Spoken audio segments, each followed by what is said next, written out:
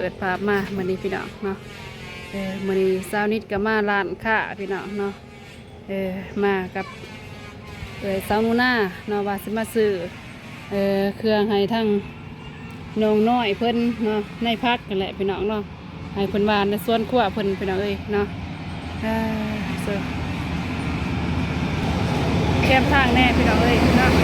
ก่อนสนิทอยู่กันนะ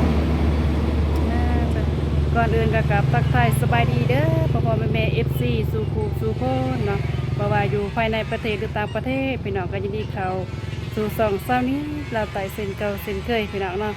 มาพบมาพอกันมื้อนี้พี่น้องกับสาวนูน่าพี่น้องโดยสบายดีเด้อ FC พ่อแม่พี่น้องเบิดสุขุสุคน โดยสบายดีมากับน้องสาวเพิ่นมื้อนี้โดยไปสาวนูน่าโดยไปเลือกเบิ่งในพักเนาะโดยที่ว่าซื้อไปให้ทั้งครอบครัวน้องน้อยเพิ่นพี่น้องเอ้ยเนาะเพราะว่าเพิ่นได้บานลงในสวนครัวเนาะถ้าบอกก็มื้อใดก็กินแตะแจวพี่น้องเนาะไปมื้อใดก็กินแตะแจวพี่น้องเอ้ยเนาะให้เพิ่นได้กิน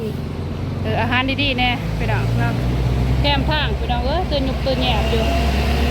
เนาะรถแล่นชวนเลยพี่น้องเนาะไปเอาไปทางหาเนาะไปสาวนูน่าเลาะเบิ่งแบบใดเอาเนี่ยพันแบบใดให้เพิ่นมีในผักบุ้งบ่ ผักบงบ่คือสิมีติบ่มีอยู่ในผักบุ้งบ่มีอยู่ดอกสบายดีเด้อสบายดีเด้อสบายดีพี่น้องเนาะมาร้านค้าเพิ่นนี่แหละพี่น้องเอ้ยนะมาซื้อเบิ่งไม่พักเลือกเบิ่งได้อยู่บ่หอมปอมหอมปอมบ่ผักบงบ่นี่โอ้เอาเป็นในผักโอเคเอาในผักบงบ่แม่นเพราะว่าน้องหวานมากินทงเท่าไหร่ผักบงค่ะ7,000คือกันผ่านบาวเวียดพี่น้องเอ้ยเนาะอาจจะทงสนิทผ่านบาวเวียดเพิ่นผักบุ้งได้ผักกาดดอกนี่ผักกาดดอกนำบ่เลยผักกาดดอกนี่ผักบุ้งเอา2ถุงบ่เอา2 ธงพอแหละเพราะว่านั้นผักน้องเพิ่นก็บ่หลายพี่น้องเนาะเลยยังบ่ทันมีเนื้อทีเนาะเอาตามเตือนมีเนื้อทีก่อนแม่นสลัดเพิ่นนี่ก็มีแล้วเนาะในมะเขือนั่นนี่ป่ะผักกาดฮึดเลยนี่ป่ะเนาะซาดูนะนี่ผักกาดห่อนี่ดิผักกาดนี่เนาะผักกาดนี่เนาะว้าเจียวไตพี่น้องแบบนี้ก็ดีเลยมีไรหมักเลนบักเขือพี่น้องน้องเพิ่นมักกินตำคือมักเล่นบักเขือนี่อยู่ส่วนน้องเพิ่นก็มีเลยผักกาดห่อนี่แหละเอาเลยผักกาดนี่แม่นให้น้องเพิ่นหวานผักกาดห่อนี่เลยเอาดึงใส่ดูนะ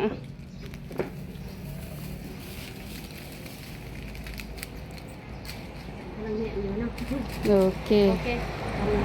2 ธงเนาะได้ให้ทางอ้ายเพิ่นไล่เว้ย8,000มาจ่ายเพิ่นก่อนอยู่แคมทางรถแห้งขนาดเนาะซาดูนะลายยางได้พี่น้องหารเพิ่นกันเนาะเจียวเซซวนก็มี20,000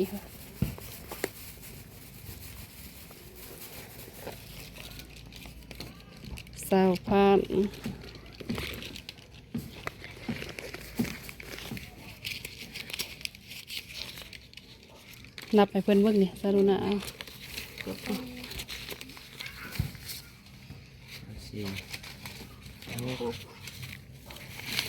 มีตะไบดอนพี่น้องเนาะโดยมีตะไบดอนพี่น้องเอ้ยเนาะว้า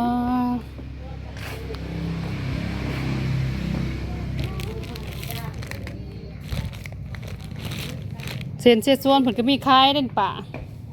นี่ซาลูน่ะเซซวนเนาะโดยเราไปตะยามีทั้งแจวทั้งแหน่ได้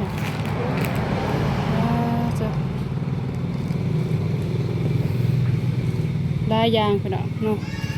เพิ่นขายก็ได้เด้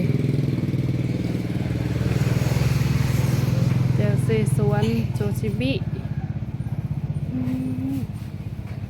ประเภทนมเพิ่นก็มีครบพี่น้องเอ้ยเนาะเลยเสือ ไปสาวนุน่ะมีแต่ว่าไปหาทางน้องหน่อยเพิ่นเนาะแต่สิพบสิพอเพิ่นบ่พี่น้องเอ้ยเนาะน้องหน่อยเพิ่นก็บ่ฮู้คือกันพี่น้องเนาะไปหาน้องหน่อยเพิ่นเลยพี่น้องเอ้ยเนาะไปเจอกันหม่องที่ว่าเฮือนน้องหน่อยเลยพี่น้องว่าเพิ่นเฮ็ดหยังอยู่ทางน้องหน่อยเพิ่นก็เนาะสิพบสิพอเพิ่นอยู่บ่นะบ่ได้สนิทกับเขามาซื้อในภาคให้เพิ่นพี่น้องเนาะเพราะว่าให้เพิ่นได้ว่าในสวนครัวเพิ่นพี่น้องเอ้ยเนาะให้เพิ่นได้กินได้อย่างนี่แหละเนาะเพราะว่าแต่ละมื้อก็น้องเพิ่นก็กินแต่แจ่วพี่น้องเนาะแต่สิพบสิพอเพิ่นบ่ไปนำกันเลยเนาะสาวนุน่ะเลยโอเคพี่น้องเนาะตอนนี้ก็สนิทเดินทางมาที่บ้านน้องหน่อยน้องไม้พี่น้องเอ้ยเนาะกับเอื้อยสาวนุน่ะ สบายดีอีกครั้งเด้อ เลย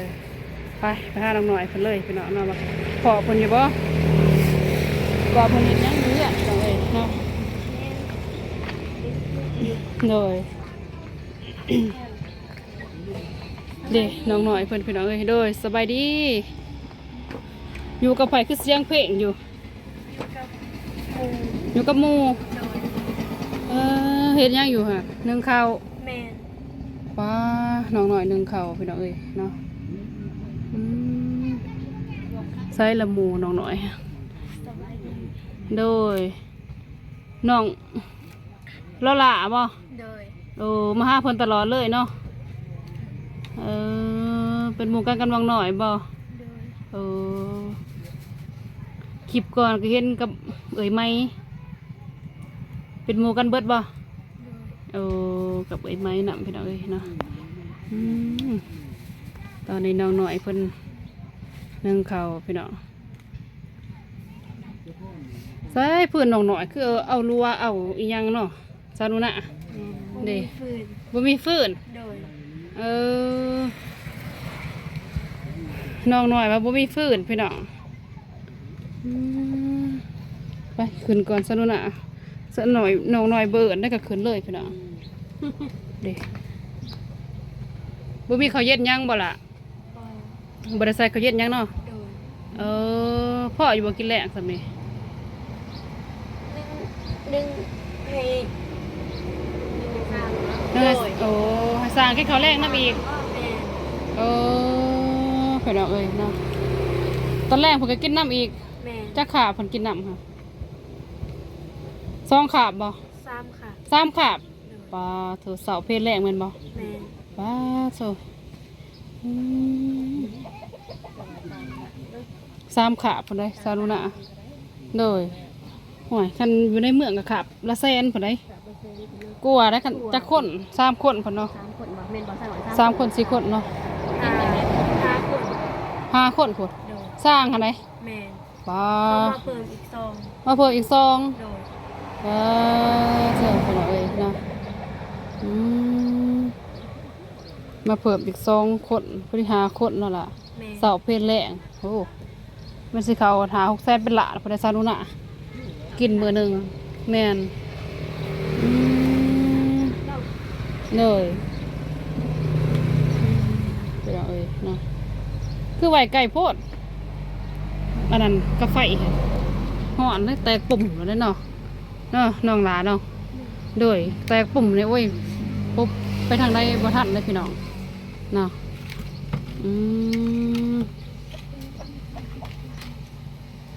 เจอพี่น้องเลยเนาะพุลาเนี่ยไปใส่แล้วน้องลาค่ะ อยู่ทุ่งบ่อ นั่นเทิงบอล โดย เป็นเห็ดหยังอยู่บอล ไปเตะบ้านที่บ้าน ไปใส่ไปเตะบ้าน โดย โอ้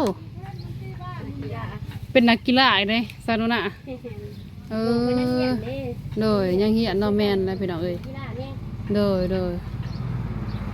เอ้ยไม้พันมาตะไคร้น้ำมันบ่ โดย น้องไม้ผมพันไคร้มาตะไคร้น้ำมันท่านมาตะไคร้น้ำมันเนาะซาโนน่ะ ก็ได้เปลี่ยนกันนอกส่วนนี้โดยเราหน่อยนับแขกเพื่อนเนาะหับสร้างคนมาให้เพื่อนเป็นบ่แม่ ซอยแม่นี่แหละใช่ไหมซอยครอบซอยขวานกับซาโนน่ะเลยสายไฟคนพี่น้องตกคากอะไรได้สายไฟซาโนน่ะ สายไฟคนโตเขาไปใส่บงชมวิวดิ บ่ที่เพิ่นจอดรถจักอีหยังนี่แหละแม่นแบบลูกค้าเขามาหาเพิ่นนี่แหละประมาณนั้นแหละเลย อาชีพเสริมมีคนเนาะ เลยเลย พอเนาะหน่อยเพิ่นบ่ เลยข้าวหมูขาวป้าไว้แล้วหั่นน้องเส้นย่างต่อยบ่ดิ ลงโทษส่วนทาง ลงหัวสวนผัก โดด โอ้สวนผักหรือว่าสวนขวนี่แหละพี่น้องเอ้ยเนาะไปสาวนิดก็สิไปเบิ่งเลยเนาะสาวรุณะเลยอืม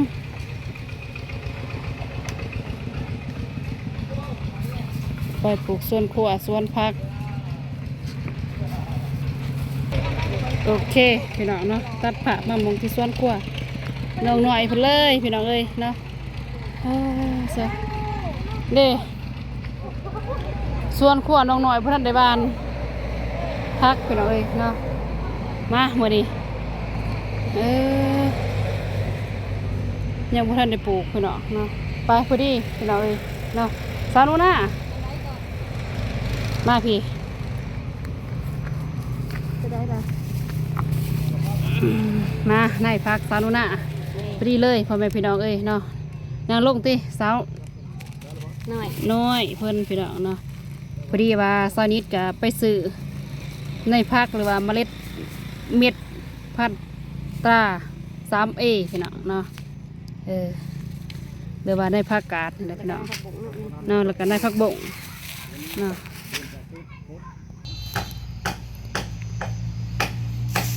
ในผักบงแน่เนาะสาวโนน่ะจะให้ทางน้องน้อยเพิ่นพี่น้องเอ้ยเนาะ2 ถุงในผักบงเป็นอยู่บ่บานพัก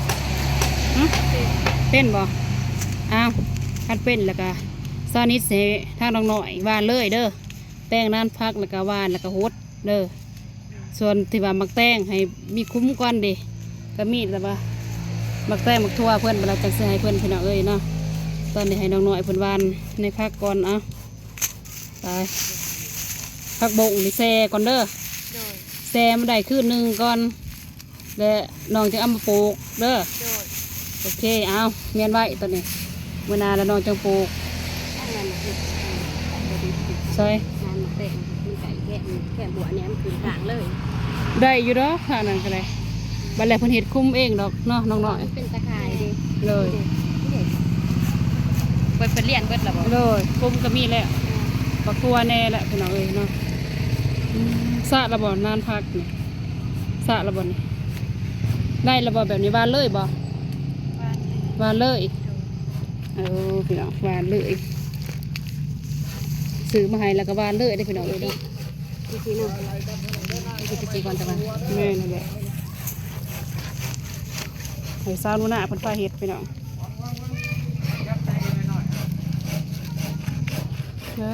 เสิร์ฟ เส้นเวลาจี จีได้อยู่บ่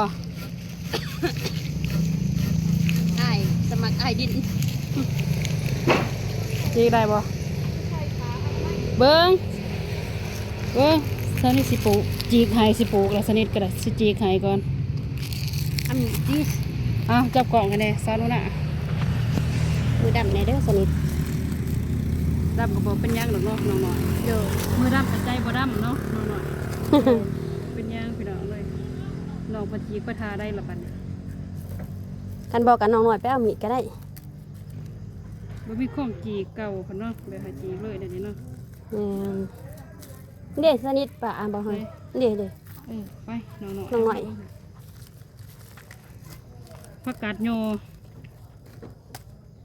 ห่อสวยดีเพิ่นว่าลาวเอิ้นผักกาดโยพี่น้องน้องแบบนี้แต่ไทยเขา อันนั้นก็ได้ โตไว ซับเลย ห่อสวยผักกาดห่อเนาะเอากระจกซับเลยพี่น้องเอ้ยติดกันได้หลาย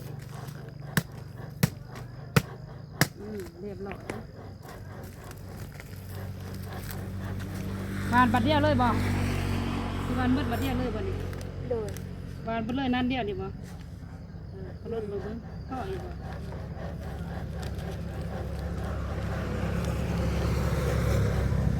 ไอ้น้องคนเฮ็ดพี่น้องว่านี่ยังสิได้จับกล่องนี่เราตอนนี้ก็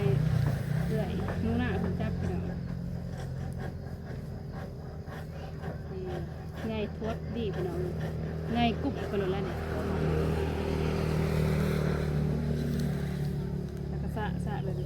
ให้เขี่ยโอเค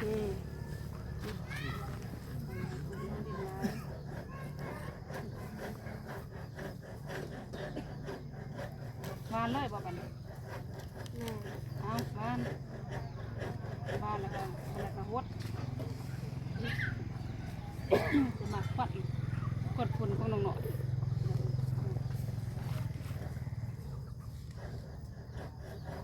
วานสะเข้าไปเลยอันนี้ได้ประมาณหน้าหลังเลย งานทางปวนแมนเพิ่นสิไหวบ่งบ่ซะนี้ ได้ตรงไหน ทางเรื่องนั้นเพิ่นแม่น ปลาตรงนั้น โดดมองเพราะว่าบ้านมองเดียวเฮ็ดแบ่งเพิ่นก็ได้ ต้องวานแบบนี้พี่น้องเนาะต้องวานเป็นฝ้าเห็ดก็เป็นเป็นชนิดฝ้าเห็ดอีกบ่ ให้น้อยๆเพิ่นว่านพี่น้องเนาะเพราะว่ามายามใดก็นานเพิ่นจูดไว้แล้วแต่บ่มีแนวคั้นพี่น้องเลยเนาะทีนี้ก็เลยซื้อมาให้เพิ่นในบ้านโอเคเบิดวันนี้ผักกาดยอเด้อบ้านบ้านบ่ท่านน้องสิไว้เบิ่งนี่ว่าไว้บ่งกับเบิ่งพุดบ้านก็ดีอันนี้น้องก็เป็นไว้เด้อบ้านแล้วเบิดแล้วก็น้องก็บ้านใหม่อีกพอได้กินในผักบงไปแช่น้ำก่อนเด้อเด้อไปแล้วน้องก็ปลูกต้นตินน้ำคันน้ำแล้วก็โอเคเลยโคตรละเรียบร้อยบัดนี้โคตรน้ำนี่บัดนี้ตึกทุเรียนเพิ่นพี่น้องตามหน้า จะอ่อนเนาะ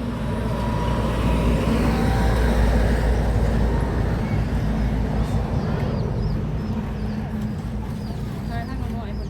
น้ำคักเลย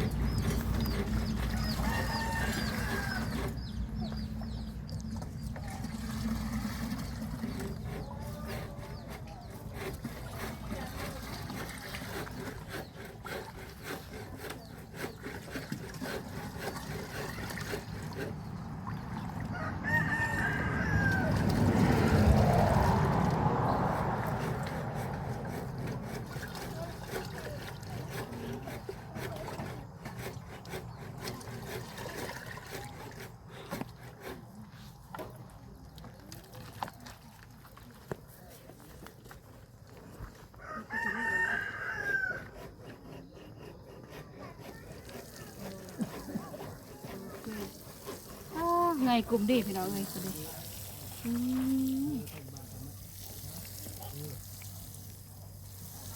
เลยให้น้อยๆกันทุด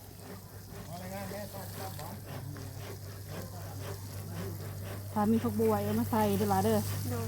มีหัวผักก็ได้เดี๋ยวนี้ก็ได้เด็ดเนาะปลาดุนะก็ได้ใส่แบบว่าเพื่อที่ว่าไม่เงินทั่วอันแบบนี้เนาะใส่เป็นฮดเป็นหุ่นเป็นหุ่นน้องคนกระจังสิว่ามีอาหารกินพี่น้องเนาะถ้าบอกก็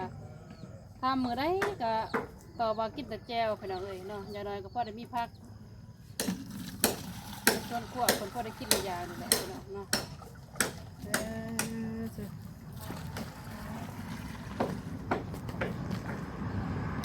นี่อ้วน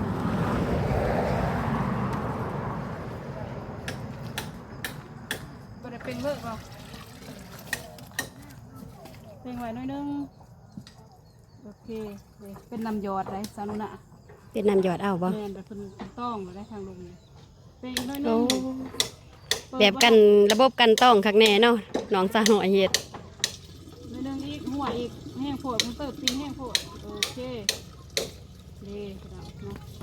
แบบหยอดเอาทีละหน่อยพี่น้องเนาะประเทศแบบ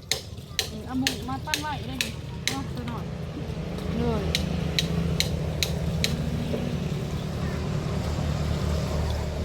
อาบก็มองนี้เลยพี่น้องเลยเนาะเพิ่งอาบแล้วก็เพิ่งกินเพิ่งฮดซอสคั่วพี่น้องก็มองเดียวนี่แหละติ๊กกันน้อยๆหนึงพี่น้องตอนนี้อาบสนิทเบิ้ลเลยแล้วนี่การดูนะ เจือเดียวเนาะบ่อิ่มซำแล้ บ่พ่อซ้ำนะการดูนะอาบแล้วสนิทอาบบ่พ่อซ้ำ อืม ไปค่อยๆด้วยล่ะ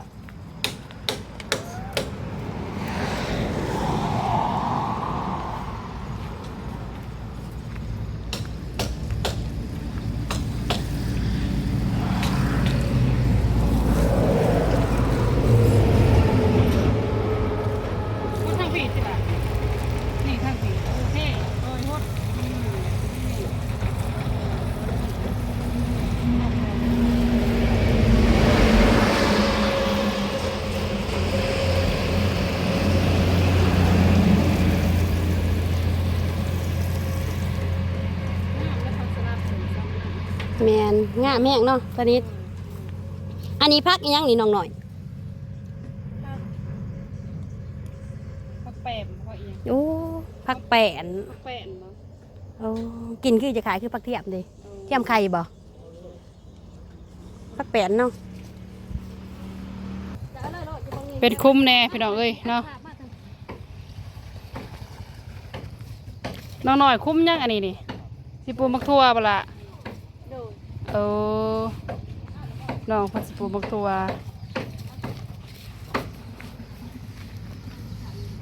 แบบนี้เดี๋ยวในพักยังคืออื่นนี่